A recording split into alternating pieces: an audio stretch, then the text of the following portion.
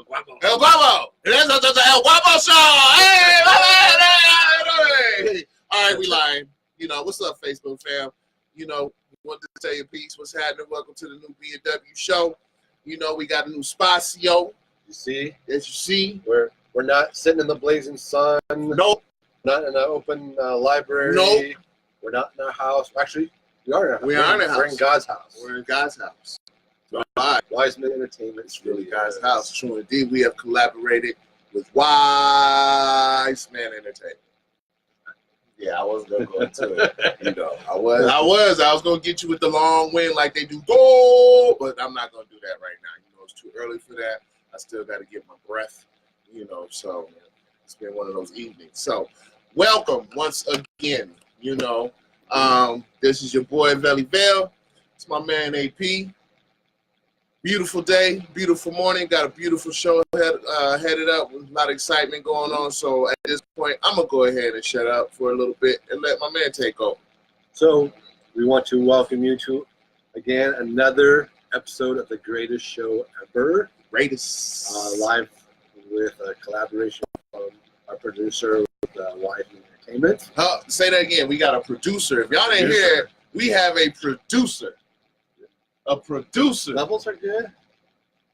See, we got levels. See, we have people in the back. Remember I said we was going to try to work on a staff? Well, we got one. Okay, and that one's telling us, you know, hey, our levels, you know, we got levels and technical shit we get to talk about now. You know, in a minute, we're going to have a video screen popping off and shit. I'm lying. But, you know, it's good to dream, though. It's good to dream, though. We got it going on, though. So, you know, again, this is being the greatest show ever. This show is one that you may be able to get addicted to in a good way.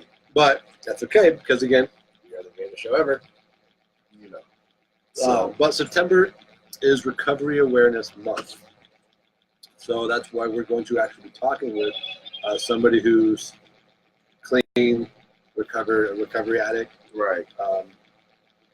And with that being said, we have a special guest. Special guest who's going to talk about their very close, as you know. And for me, it's even extra special because we're going to be talking to my wife, right? Who is actually our first ever returning guest. That is correct. You might all remember her from the Valentine's episode when we had the wife's. That's right. So she is our first, you know, so we need to also applaud her for being brave enough to come back a second time. That's right. You know, so we're trying to get repeat people to come back. Not repeat offenders, just repeat guests. You know, we just want repeat guests to come back and visit us. So.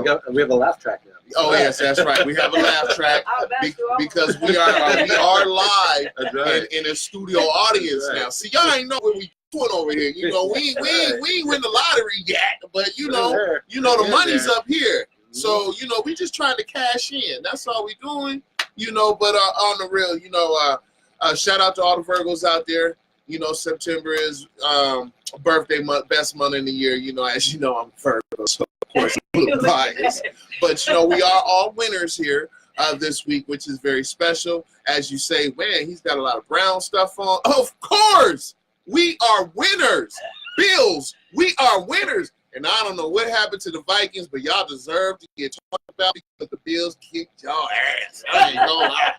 You put a goose egg up. We'll talk about that later on, but it tastes good to be a winner, huh? It does. So, you know, I just wanted to say, I have a grown man's cup. Oh, wait, look. That's right. Grown man's cup. This is what I go ahead and I drink out of every day at work. So you see it's banged up just like the Browns. We banged up, but we endured. So, you know, grown man's cup, and you know, victory does taste good. That's right. Oh, when it tastes so good. Let's go ahead and get into it. Yep. Bring in our special guest. Special guest, come on in. Come on down. Come on in. How you doing? How you doing? So, y'all, this is Michelle. As you know, this is Miss Michelle, Miss Peve. Hello, hello. You know, when y'all hear me talk shit about the feelers, you know, yeah, this is one of them. But you know, it is all love. It is all love. We always gonna keep it love. You know, we're friends outside of the show. Believe that we are. we have evidence of that. We'll probably let y'all see that one day. But, but beyond that, though, all playing aside, we can go ahead and get into a little seriousness. We've been told we have to stick to our time frame. We're doing hour shows now. And she's a timekeeper. Yeah, her and my wife do talk. Yes, we do. Yeah, I love you, dear. All right, so how you doing today? I'm great. You good? Yeah, That's I'm good. great. That's all right. That's all right. So we're gonna get into some good stuff here. As far as the presence of how this came about, what motivated? What did we say to say, hey, you know what? I wanna share something. You guys were talking about recovery, and I'm almost 12 years clean and sober. So I just figured I want to get out, and my testimony can be someone's either start,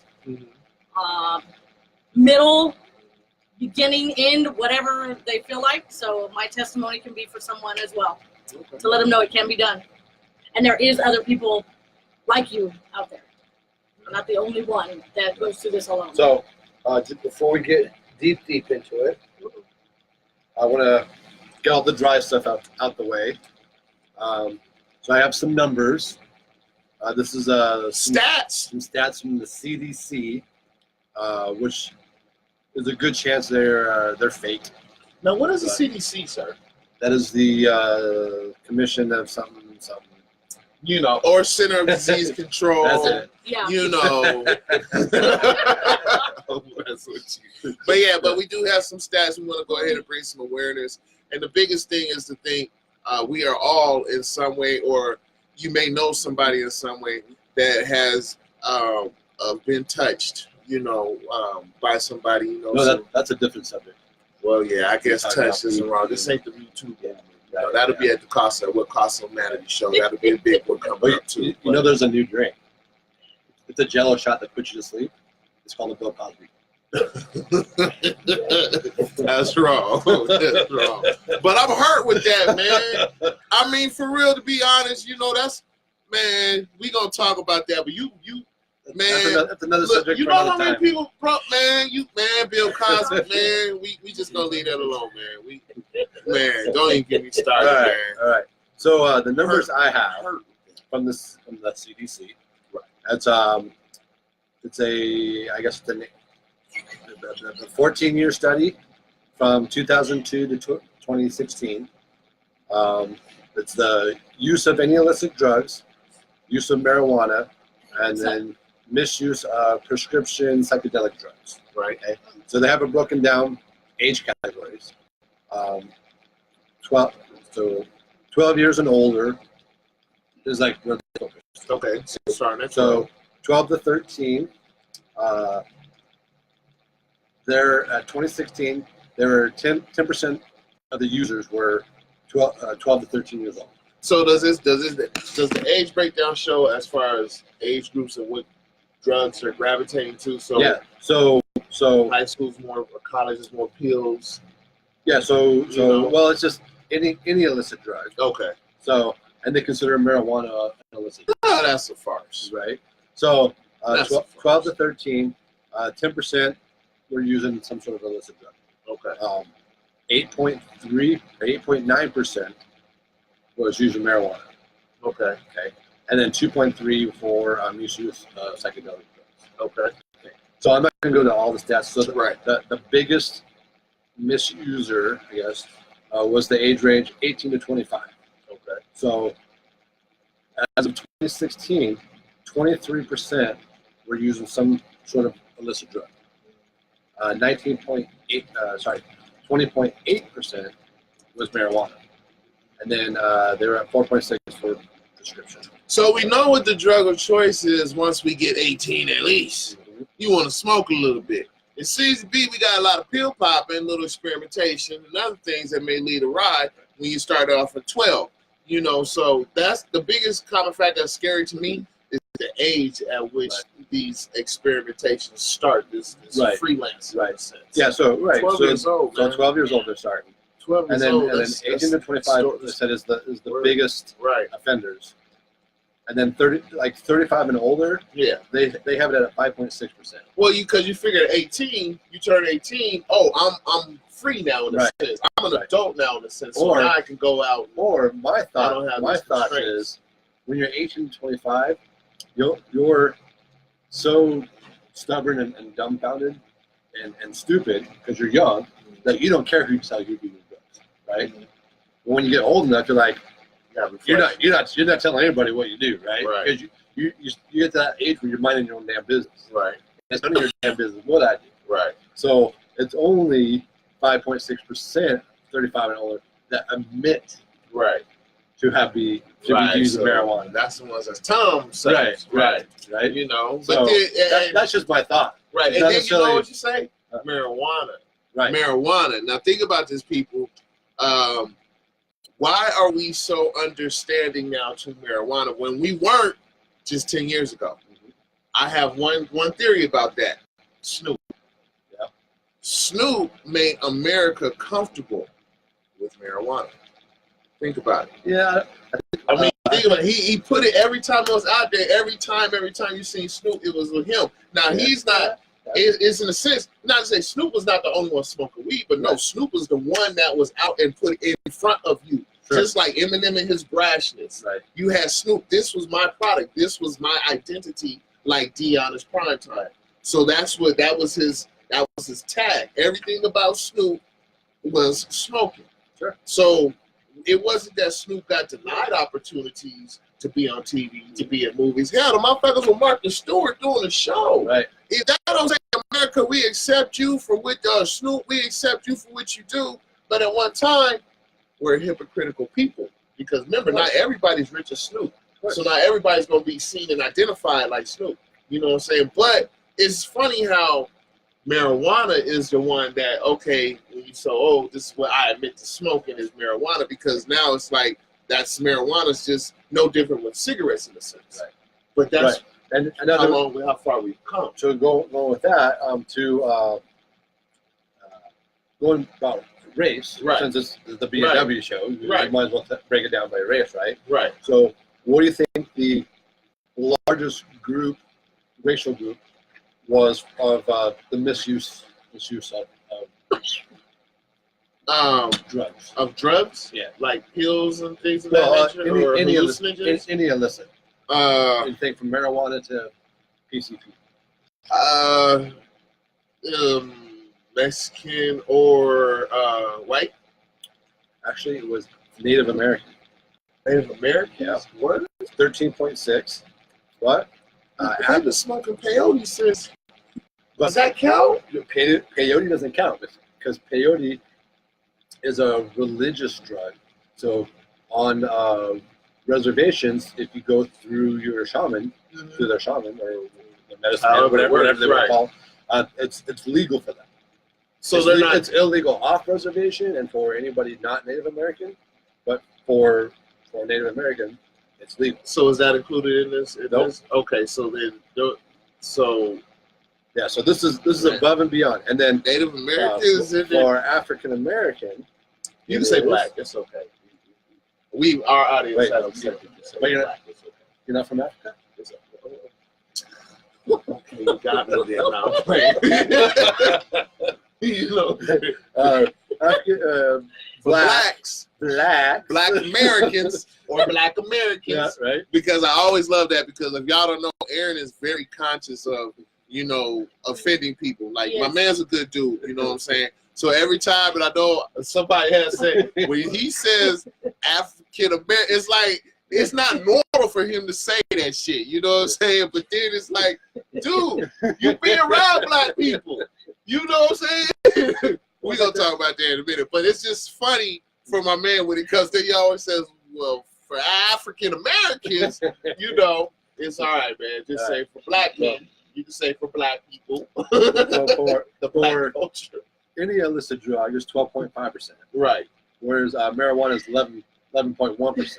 Right. And then for whites or European Americans, any illicit drug is 10.8, or marijuana is 9%. Right. So it's only a slight percentage difference between the groups. So anybody is susceptible to. And it sounds like everybody popping mollies right now. Right. That's what hallucinating. That's like everybody popping molly. Percocets. You know what I'm saying? A Quavo or something. We ain't talking about the studio dude either. We talking about the actual, pill shit. So yeah, man, that's real shit. So so it's just it gives us an idea of what we're looking at and dealing with when it comes to recovery. So here's the off point. As we do this, we have people out there looking at us and wondering, man, have they done anything? Yes. That's true. I can tell my story. Yes, I can tell my story. I have OD'd. I have OD'd. How was that experience? This fool was on Flintstone vitamins and it gave me the shit. It just put you in the shit. Yeah, I was 8 years old. Right. Get up the toilet. You see what too many pills do? Yeah, that's right. Too many pills will put you on the shitter. My mom didn't know that. So, Mom, sorry, I'm breaking the news to you now. Now, see? Too many pills will put you on the shitter. I was hungry for some candy, and I saw those Flintstone vitamins, and I just... Careful. Y'all 8 years old. Y'all need to stay off the damn pills. One vitamin a day. I'll tell you that bedrock shit, they get to you. So... But, yeah, man, we all have, grown man now, so of course I don't indulge too much. Well, indulge shit. I never have on certain shit, but the only thing I have done is just smoke weed. You know what I'm saying? So, been around a lot more. I've been offered a lot more. But no, honestly, it's just the influence of my surroundings and what I do and what I'm doing. So the only thing it is like, hey, who hasn't? Okay, we've all experimented one part of our life. You know what I'm saying? So yes, it was the choice of mine was marijuana. So. And then that wasn't even that. I didn't have my first joint until I was 21, believe it or not. I'm military brat, man, so I was about 18 to 25. Right? Yeah, I fell in that 18 to 20 ride range because once I graduated, like we say, I graduated, so I have a little bit more freedom. I don't have to go home every night. You know what I'm saying? Oh, man, now. Right. So now, not to say I'm running the streets every night, but if I just happen to stay over at Tommy's house, and it was actually my girlfriend's house, hey, but, it's that as you get older, you get a little free, you get a little bolder, you want to chance certain things, just like when you go out, you start drinking. We didn't all started with 2020. We didn't have some Mad Dog. We didn't all had a 40. We didn't have some OE, Nickies, and then we didn't fuck with Night Train. Then we say, you know what? That shit ain't good. Night Train ain't good wine until you done had good wine. So you drink fuck up liquor till you know what good liquor is. Right. You know what I'm saying? Right. So it's just experimentation in life as you grow. So, like I said, for us to be hypocritical and judge somebody else without self-reflection, you an ass. That's what it is.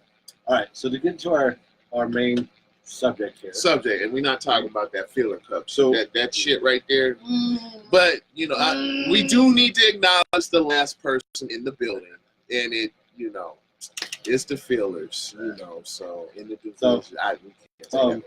Rather than just having you give us an essay in your story, right? We got some questions to hopefully flush out stuff and allow it to have a natural flow. Right. So. My first question, what was your drug of choice? It was meth. It was meth? It was meth. Okay. It did start out actually, it used to be what they called glass. Before it went straight, before I hit the meth. So there was a difference. See, now you know some street terms. Now, glass was way different. Now, it was meth. How were you introduced to that? Like, was it like, oh, your friends was out fucking around, or you had, one of your family members was actually, making it, because that's one thing too. A lot of us can get involved in the dope game because of family ties. There was no family ties. It was actually where I was working. Right.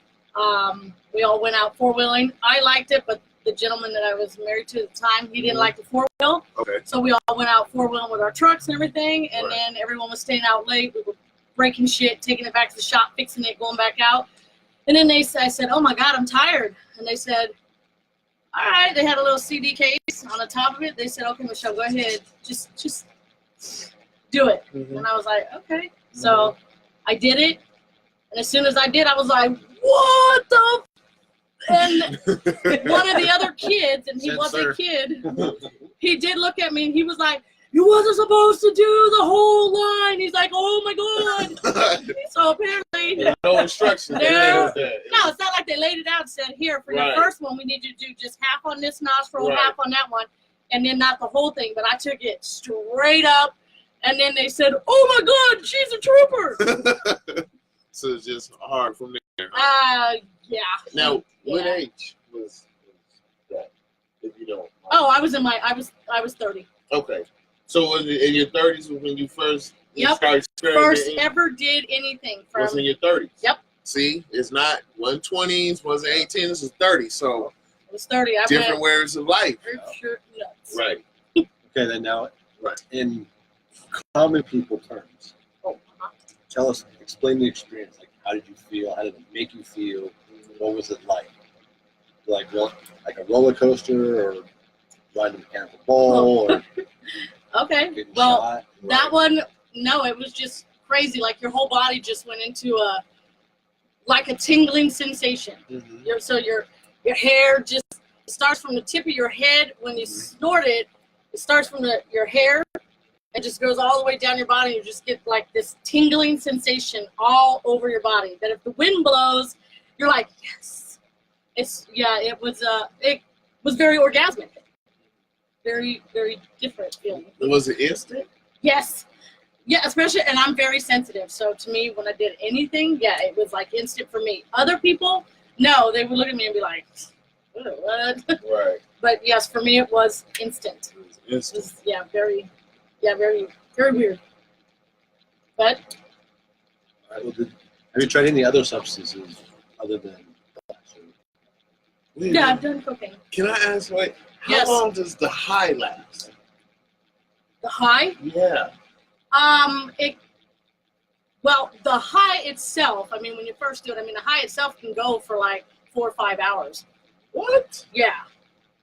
Oh. If it's in people term, if it's cooked correctly, if that makes, I know that doesn't make sense at this moment. If it's quality, yes, it can go for hours. So if you're getting it where it's cut and it's with laundry soap or bleach, whatever they're cutting it with, then you'll kind of know that it's bad. So then, as you see, so she just said, so they put chemicals and all that shit in there to fuck you. So it'll kill you. Fuck you up, man. You know what I'm saying? So, and I have teeth. That's the first indication when you know it, because they don't have teeth. Right. I'm just saying, and I do. I have all my teeth. Right. So, now, as far as you said... that later? No, you said with that one. So, you've done coke. Yeah. So, how was coke to you? I'm sorry. When I was first introduced to coke, again, the work group. All in the same job? Yeah. Was that a one-stop shop? Apparently it was. One-stop shop job? It was. At that time, it's what introduced me and where the flow kind of went. No. It was like 4 people that did it, and then it just then we just flowed, and we found out that there was further and more that they actually did. Coke, just basically, if you're drunk, you do a line of coke, you're sober. Very sober, very quick. Really? Yeah. You're still drunk. Right. But you just wake up and you're, you get that feeling when you start kind of wobbling and stuff when you're getting that buzz on, or you get a little too. You do a hit of coke, you'll be like, okay, so got this, let's do it again. Will bring you out of a hangover. Yes. Message. Yes.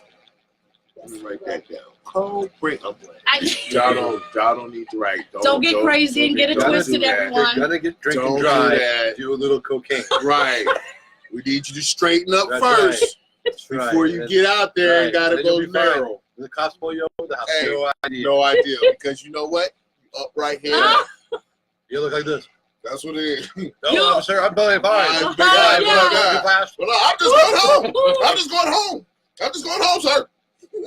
Yeah, and I'm not saying I recommend you do that, okay? No. No. Wait a minute. So have you got pulled over when you was in a state of mind? No, I do not. No, I never did that. I know. I stayed wherever I went was where I stayed put. Oh, okay. Because first of all, I trip out when I get an officer behind me when I haven't done anything wrong. Now, if you're doing something wrong, I already know I'd have been done. I'd have just probably pulled over and been like, just go ahead and take it. I'm good. Right. Because, yeah, I'm too. Major P noise. Yeah. That's what I do now. If I'm driving down the street and I see a cop behind me, I throw my Nike shoes right out the window. Oh. Why you playing? I'll tell you, look, motherfuckers, I know for a fact, cop get behind you, you make a right turn. Cop get behind you, make another right turn. You pull up into the parking lot, get out your car. You act like you want some water, juice, drink, cookie, muffin. Even if you're going to put $2 of gas in the bitch, you got a full tank, you still going to pull up to the pump. Like, hey, I need 33 cents on pump 2. That's all right. I'm going to act like I'm pulling this shit in here. And you just sit there with a blind eye like, I'm innocent, officer, just watch him going by like, what are you doing today? But you know he's down the street waiting for you. As soon as you come back out that bitch, he's sitting right there with the speeder. Oh, there you go. Click, click. And he gets right behind you again.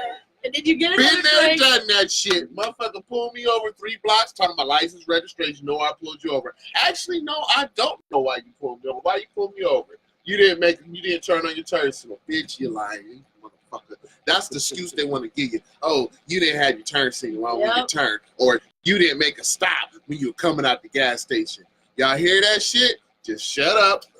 Like, pull out the shit. Like, of course I didn't turn my turn signal on. It doesn't work. Right. You know what I'm saying? Yeah, like, brake light. If it doesn't work. Who needs a brake light? The car's not going nowhere.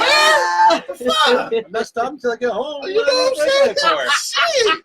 You know, so it's crazy. But so you would post up wherever you were. Yeah. You know, would that be like, you know, because like we know, like Donald Goines books, you know, for all you don't know, those books about street tales, you see in the movies, people might be posted up for maybe 6 hours a day or 2 days. So, was that the same for you? Yeah. Oh, okay. Yep. We would usually just stay wherever we were going to be. Stay, do whatever we're doing. Usually we get stupid. We'd be out four-wheeling or whatever.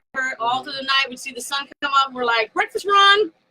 And then because you know that their shift, you learn the shifts, you know, when they do the shift change, it's usually about 3 in the morning. Right. So after that, you know you're safe. Roll on out because they're doing their paperwork, switching shifts. Yeah. So you do your breakfast run, head back to where you're at, post up, and be done. Get home real quick, take a shower, roll out again. So because you got to be clean. A quick tip for you druggies out there now. Now there's Uber Eats and DoorDash. You don't have to worry about shift change. You ain't got to go nowhere. nowhere. On your phone and have it brought right to Or you. they got this new shit I found out, Foosby or Foosbuy. Motherfuckers got an app and an email they send your ass, just like the DoorDash and all that. Or you can call Lyft if you really got it like that and you want to actually make sure they don't get your order wrong. Call up Lyft or have them motherfuckers take you to drive-through. That way when you get your number 6, specially ordered, you're going to get your number 6 with no tomatoes, you know, no pickles. It'll be done right. You have sour cream on that bitch, all the cheese you want in that bitch, because you know when you go out after 3, you know you want the extra special. You don't just want a salad at 3 o'clock in the morning. You know you want to keep because down. at that time you'll be drunk or high, so you can pull up to the drive-thru, you'll be like,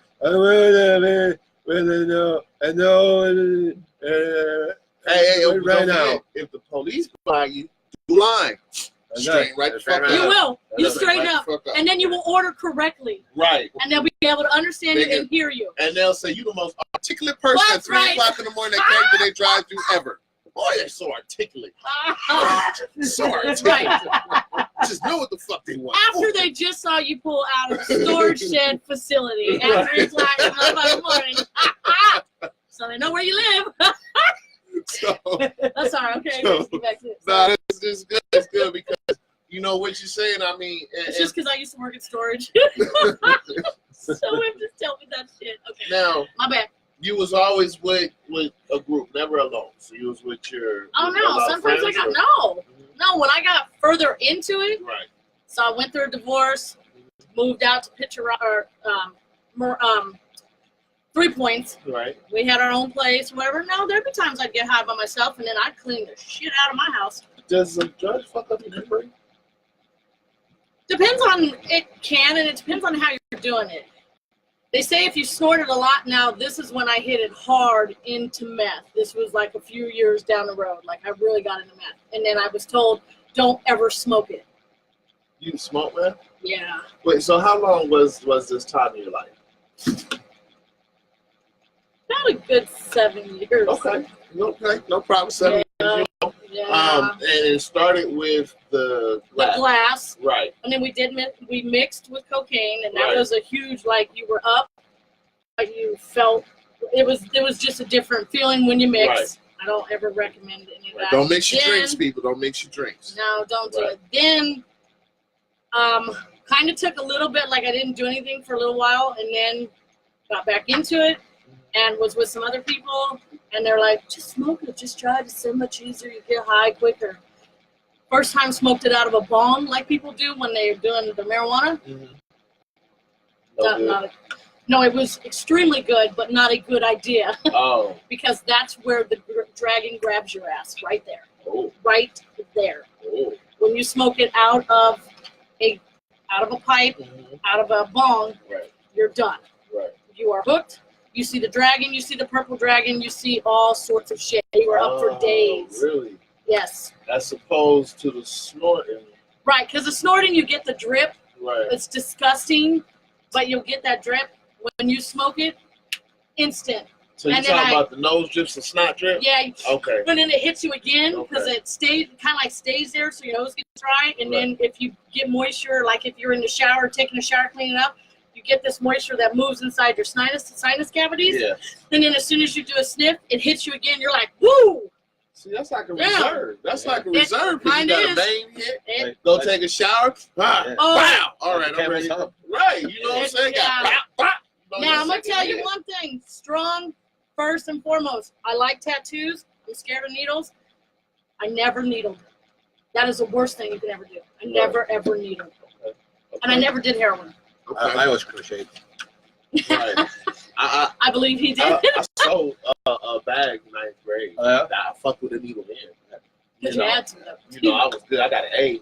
Right, but you never put it in your vein. With a needle, dog. You never put it in your vein. Nope. I'd be too scared with it. Nope. You know, and that probably goes to why I've never wanted to venture past, weed. Everybody's seen Cheech and Chong. You know what I'm saying? Yeah. You know, you saw Cheech and Chong, we thought it was a joke, we thought it was funny, You hear about veterans that went to war, a lot of motherfuckers got caught because they were smoking weed in the motherfucking jungle. They not smoking weed, we smoking weed. You know what I'm saying? You got all these different stories, but the shit is the truth. It comes from somewhere. But how is widely accepted? You got 13-year-olds now, like we know, sit on here, they trying to smoke a joint instead of trying to go get a sip of beer or something. I remember it used to be, like, oh, can you get some beer? Can you get some alcohol? Now it's not. Hey, can you get a sack? Can you get a sack? Motherfucker, this is 6th grade. How can I get a sack? Yep. Because your older sibling hustles, or he's trying to hustle, or he smokes, and you got tagged into that because you was fucking around with your brother, and then you took it from your brother. You go to your friends and like, hey, y'all ever smoked a joint? That's how it starts. That's how it starts. So we can't be hypocritical about what's out there. We can't think that this shit can't come in our own house, because you know what? It could already be in your house. It's like the commercial. I learned it from watching you, okay? It's the truth. Yeah. It's the truth. Yeah. The first example we got of people drinking is our parents. That's right. Real talk, Yep. First example we got of people, if your parents smoked or whatever, those children, the first example of somebody smoking or what it is, the curiosity comes from us, the parents. Okay, comes from our parents. This is why it's so crucial to educate our children on what we're doing, what's out there, and basically really, what everybody don't need to be talking about what's in their household. You see what I'm saying? You need to educate your kids on just basically your household content. Right. What's in the house, stay in the house. Bringing shit outside the house, guns going to school, drugs going to school, all that shit, man. We just got to do a better job as parents, identifying with our children, not isolating our children, not isolating ourselves.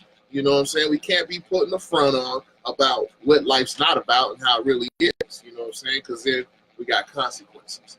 And that's what I want to ask you about. Consequences. You know what I'm saying? So with all this, how did this affect your family?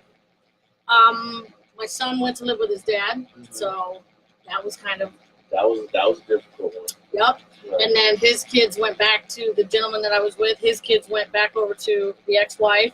So basically for me, it was an opening of, I just don't like this. I can't do this anymore. I don't like this. And I'm done. And it was, I just one time said, I'm done. Now I went to another end of it. Right. But another end of it? I started selling it. Oh, okay. Okay. Well, when you started hustling, was you already done as the consumer of it? Yes. Okay. I had to be. Right. Because you can't do, if you do your product, right. You won't be a good dealer if you are doing your product. Like Biggie said, never get high off your own supply. You know, there's some truth to that. You know, how you say your financial gains will only go so high. You know what I'm saying? Now, I had met my supplier, and I was doing it, but then I realized when he sat me down and said, if you're going to do this, you can't do this and work for me. Right. And then when I kept seeing the cash flow, I was like, oh, I don't need to do it. Right. I want the money. Now, was it hard to just change over mentally? Or no, because I was the money. That dragon, right? No, yeah, but for me, the dragon started to fade out because I started seeing, it was really weird. I started seeing the people around me kind of dropping, going to jail, and then all of a sudden it was like, you're hanging out with 50 people, and next thing you know, you look around and you see maybe 10 left, and then you start to see the new faces where you know that you're about to get busted because now you know that you got ATF rolling in, and they're undercover, and they're getting ready to hit a huge dealer. If you're rolling in with that dealer, you need to back out and get out. When you feel it in your gut as a woman, when I felt it in my gut, I was like, I'm done. I'm done. I'm not going to jail. My kid's already gone. I'm not going to prison for nobody. Right. But I did go to jail. I'll never have trouble with that last part.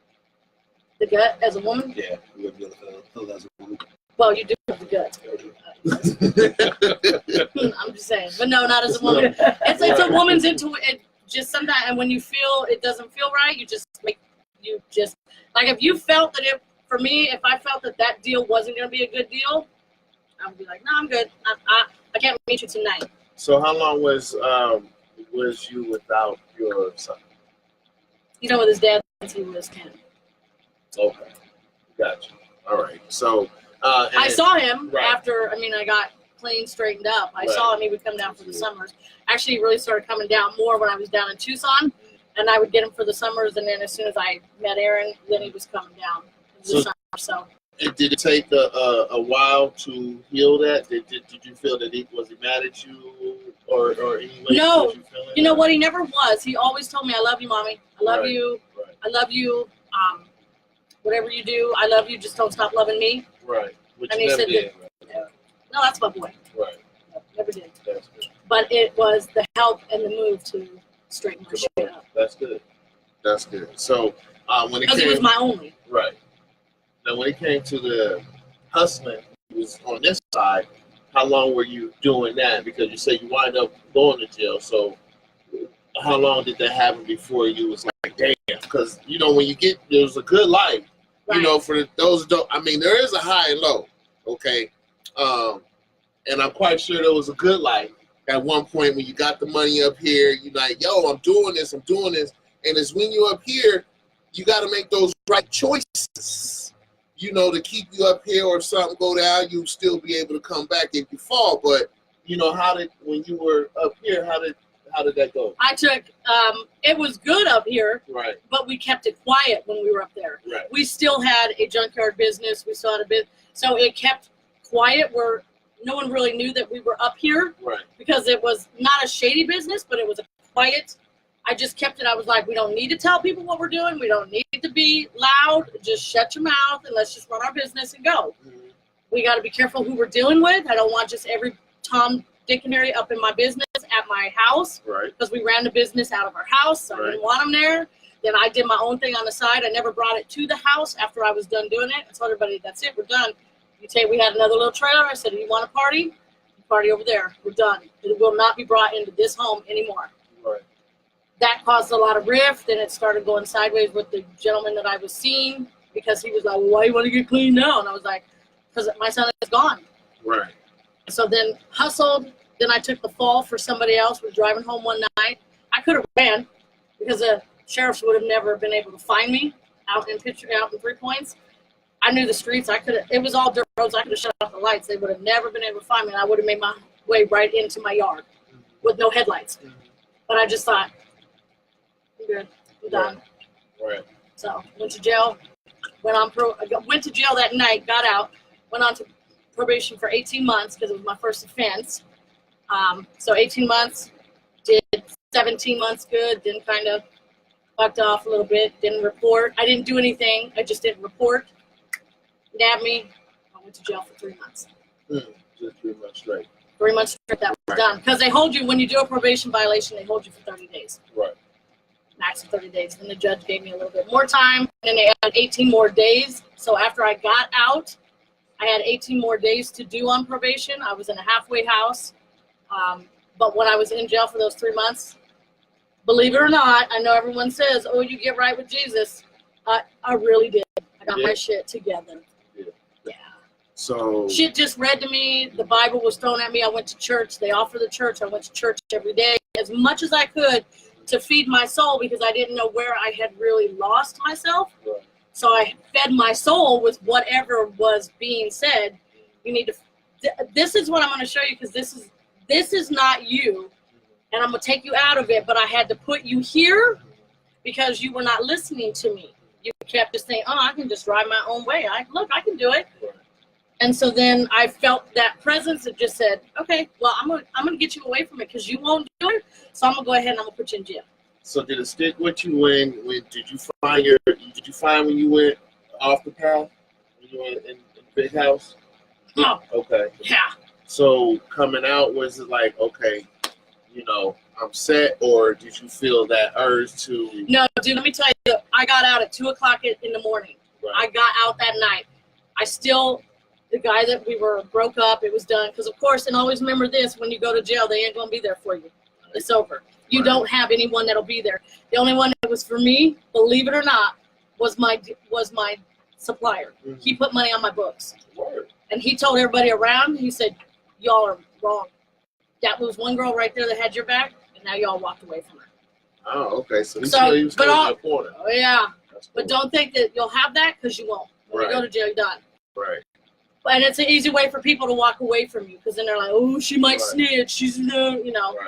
But anyways, that's a whole other story. But when I got out at 2:00 in the morning, and then I went back to that house. But then the next morning, I had to check into the halfway. And the next morning, when I checked into the halfway, I felt freedom. And I felt my freedom come back. Because when you go to jail, when you get it taken away and they tell you what to do, when a 21-year-old tells me what to do, Right.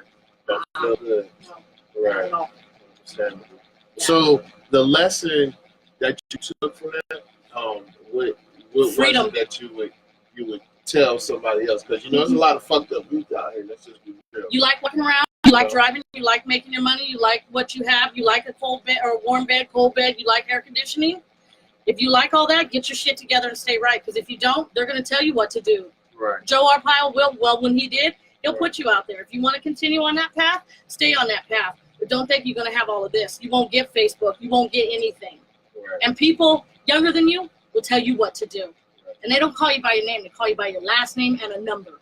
That's all you are in the system. Just that alone, just fuck you. Last name and number. Right. You're not even who you are. Exactly. And I have a first name. Right. They don't have that. Right. It's Richardson. Right. Number That's 12050. Yeah. Right. Oh, okay. Got you. Now, So stay straight. so is it hard, like, because you said, 12 years now? January will be 12. Which, congratulations, by the way. Thank you. That's not easy. And I wanted to, these two questions I want to know. Is it hard to stay sober? Sometimes it is, and it's stupid. I tell Aaron, I laugh. Sometimes it is. But I tell Aaron, it's only because, as stupid as it is, when I look around and I see skinny women, I'm like, damn, I could just do some meth for a little while and be skinny. But you know what? Right. It's not, because I look at my marriage. Right. I finally have the marriage that I've always dreamed of. Right. Yeah, everyone, this is my 4th husband. I guess 4 4th, sticks. really? Yeah. I thought you only been married one. Okay, that's another show. That's another show. That's another show. But when you finally Right. get someone Right. in your life that accepts you, loves you for your past Right. and your present and the future with you, it's easy to stay. Right. When I see the car I drive, when I see where I'm at, yeah, we're not in a perfect house that we want yet, but I know where we're headed. And when you see all that, it's definitely, you just keep going forward and realize, no, not today, Satan, not today. You get all this. Yeah. That's what I was. Yeah, that's it. Yeah, you get all this. You know, And a bag of chips. Yeah. Which goes to my second drink, because I wanted to know, where does your strength come from? Because, you know, when you're trying to give up something or put something down, for instance, alcohol, I can not drink alcohol for maybe a week, but Saturday come or Sunday come, I want me a beer, little wine, something, you know, where does the strength come from within to say, hey, I know that I've been there, but I know now, I know what I know, and I know what I can get away with. You know what I'm saying? Because I know the level. If I want to just dip it down right quick and I'm good, you know, but where does your strength come? I can stop drinking. Last night, I stopped drinking beer. I went to, And then I went to whiskey. you can't even. Why you do this? Why do you do this? Why you do this to me? Okay, on you know that if I'm my serious, strength. he playing. When he's serious, I'll play it. You know. So for me, honestly, my strength came from just there were days I opened the Bible. I honestly, and people say, "Oh, you a Bible thumper?" No, I'm spiritual because I need some help. I need to know. I need to stay focused. And when I just would flip it open, there would just be something that just said, "Oh, here you go, girl, read that," and I would be like, "Ooh, okay, you're right. That's it. Forgiveness. That's it." And it was something different every day. I went to cleansing stream, and I got it was a Bible study that I focused on for 10 weeks. And when it came down to the retreat, man, I felt the Holy Spirit up in me like I have never felt before. And it just said, "You're going to be okay. It's all right. You're coming back. You came back. Now we move you." Then I didn't do that. I went on some dates. It was stupid. Then I got together with Aaron, and Aaron introduced me to the MKS program. Yeah. And told me, Master "You've Keep got Speaking." healing. If you don't know, MKS is Master Keep Speaking. Aaron said, I look like, he said, it looked like you still need some healing and some forgiveness. Right. He said, and then we got into it. And from that moment on, I just kept going forward with it. There's times that I still tell, don't try to MKS my ass. It's bullshit. So, but those are moments I know he's right. He MKS you all the time. Hello. He did. He put in the universe. He did. I'm going to tell you a story. Dr. G told me that he created me. Yeah. Aaron brought you into existence before you knew I was in existence. True indeed. But I knew of you. He had already brought you up to me 2 months probably before, 2-3 months before I ever seen her. He just had this thought. I don't know what it was. We was at work and talking. It was on something. And it was like, yeah, man, ran into a high school friend of mine, at the time. That story is telling a story. I was like, oh, okay. But it was something. Aaron wasn't giving too much, but he had a little gleam in him. You know what I'm saying? And I know because that was, I was there, with that BI, as you like to, saying all that. But we had those transitions. But that's friendship. When you're with somebody through those different chapters in their life, and you're still with them, and being there for him, whatever he needs. Sometimes we just don't need shit. Just sit down and quiet and don't say nothing. Yeah. You know what I'm saying? But yeah, so I knew of you. And when I met you, I already knew. Because I told him, I said, Aaron, that's your opposite. That's what you want. I said, that make you happy. And Aaron I saw it in him. He was already happy. But when I met you and actually seeing y'all together, I was like, wow. Yeah. And it's a lot of life, it's a lot of life, a lot of joy. Yes. But I didn't know this much about your past. Yeah. Look, we all know our peoples, but our friends' wives, we don't really know too much about our friends' wives or, their life and their experiences unless they want to open that up to us, and that's what she did. So I was curious to know, why did you want to share this with us in the first place. And like she said, it's recovery. And it means something to her to share her story because you know what? There's a whole bunch of other stories out there as well. You know, so hopefully it meant something to those of you out there who definitely need to hear this message. Definitely. Comment, you know, yeah, talk to us about leave it. us a message on the post. You want to talk about something else dealing with the same thing? Yeah.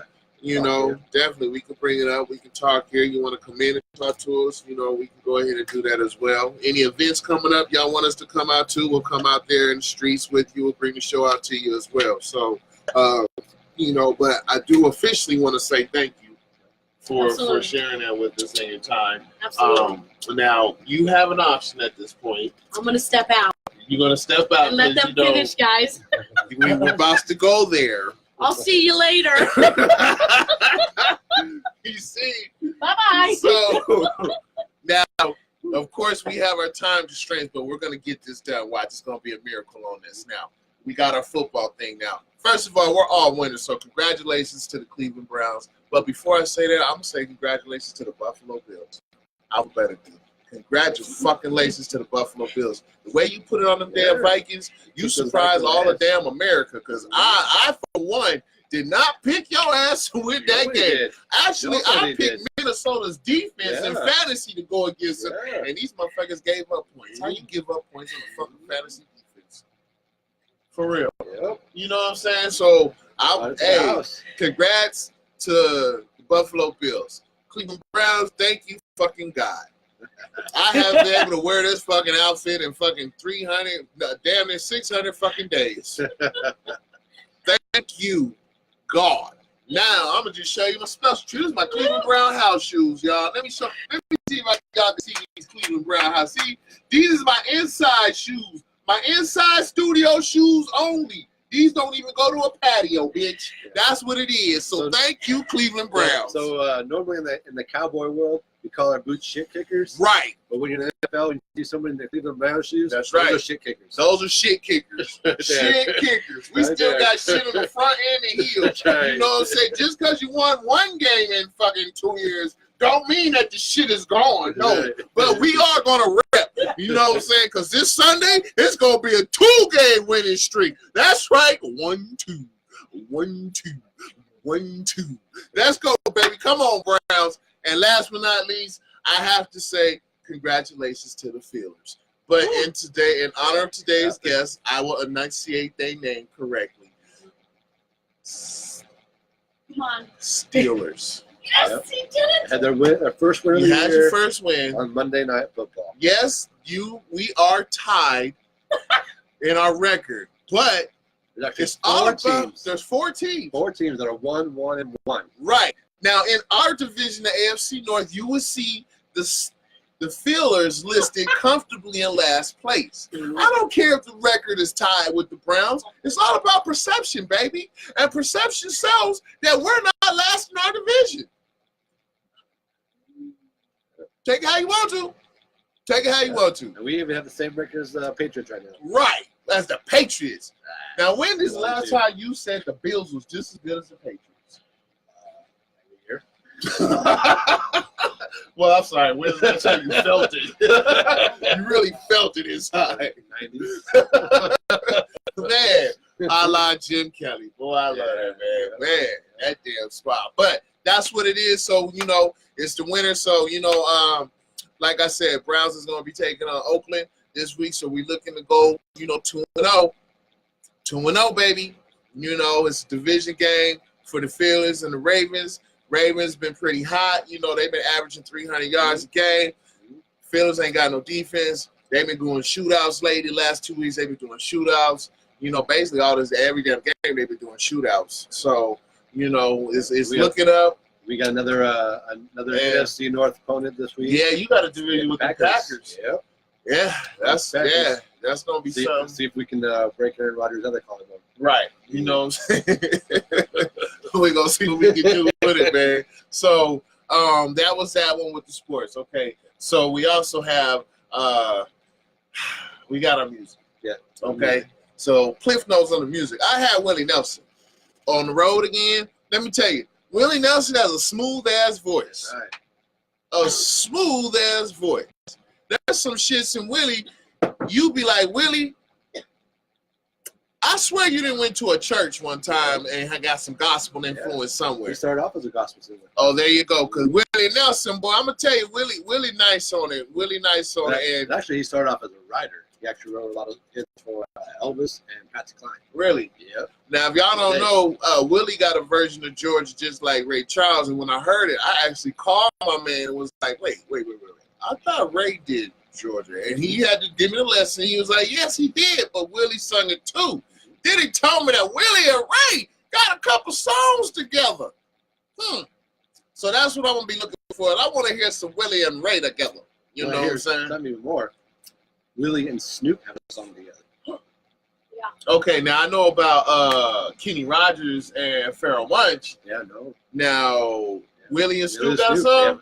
They have a couple songs together. Okay, I'm going to YouTube that in bank now. We're going to and of all things, it's about rolling them up and getting high. Really? That's some old Willie. When you bring Snoop and Willie together, that's what you're going to get. So what you going to get? That's Willie, and I like that. So that was my thing with Willie Nelson. That's who I had for my music thing this week. And I quite liked Willie, I'm going to say. Now, I ain't quite like Willie as much as I like Pink Floyd, Dark Side of the Moon. I'm sorry. That's completely different. Yeah, it's completely different. But you know, when you still got dudes like, Willie's top of his game. I like him. Yeah, but it's like you don't go to that compare fancy restaurant and you order that one wine, the one that just sticks with you forever, and then you're not gonna find it again until you order that same one. You just enjoy the wine. Yes, you are correct. Enjoy the wine. You know, I do like the and wine. So that's have those memories. Like, I found one wine I'm still trying to find again. The way it is, you know. So thankfully, with Pink Floyd, you can always go back. And, it's timeless on the piece. So that's what I have for that one. So yourself, my man, you had so I had Naughty by Nature. Yeah, that's right. 1993. That's right. Yeah. And that album actually it took me back to the 90s, where I actually wish I had Rockford Fosgates in my car. That thing has a beat. Those songs have beat, but not just like a rhythmic beat, you know, like most rap music. It's there's tone to their beat. There's actually my favorite song off the album was Ready for Them. That was a great song. Yeah. It's a great song to listen to. Hot Potato was great. Stick It in Your Face. Great song. Enjoyed that one. The one they did with Queen Latifah was good. That was Flavor Unit. Yeah. That was Flavor Unit. You know. So yeah, it's like I said, it's sort of the core groups of hip hop. Not today's hip hop, but where hip hop, because hip hop really was good. I mean, for the whole time they're talking about hip hop's gonna be a fad, this and that. That's some of hip hop's best years. Was good. I mean, going back, and I haven't even put Gangstar on you yet. I'm gonna give you some Gangstar, some Eric B. Rakim. I mean, let you go back to the forefathers of the great, you know, because the streets had a language. Of course. And somewhere along the line, the message got lost, and it just became about just bottles, watches, segregating women. Well, what happened is and no substance. White man got in the game, but he just wanted profit. He didn't want message. He wanted profit. Yeah, I would have to say, because at one point, as soon as they started tuning out conscious, like when Common was pretty gone off the main. Mos Def was gone. Talib Kweli had airplay. Then he was gone. Then they just substituted it with first it goes, we play a Jeezy song here, which is cool. But then we play, you know, we got this other song. And then we have a Nicki song. You know, we have all these 13-year-old rappers. We can't even pronounce their names nor understand what the fuck they're saying type song. So everybody I hear now on the radio either sounds like Nicki Minaj. Right. Or sounds like Drake. Right. It's amazing. Original, original Drake, not Not like, I know Drake's come out with some newer stuff, and he's trying to change up his old Drake better than new Drake, in my opinion. I don't care what I say. Sure. I like 100 rappers. That's the original, Yeah. That's when he was true to himself. But now when he's flowing in, and white man's sitting there, make hits, don't make songs. Right. That's what he's doing. That's true. Put up the music I want you to put out. Right. What you want to put out. Correct. So that's the way. Anytime white man gets into anything, look what we did with America. The Native Americans were doing fine before us, and look what we do. We come in and big stuff up. That's true. Message, you know what I'm saying? But hey, that's he just leading into something on the next one. But we got as we know, we on our new format. I know y'all like, but wait, what about the music for next time? Yep. I actually have an assignment for you, and I'll just say the name right quick. I'm gonna put out Mr. Elliott for you. Okay, so it's gonna be Under Construction 2002. All right, that's gonna be the one for you. Okay, so this week I'm gonna give you some rock and roll. Okay. This is an actual rock and roll band.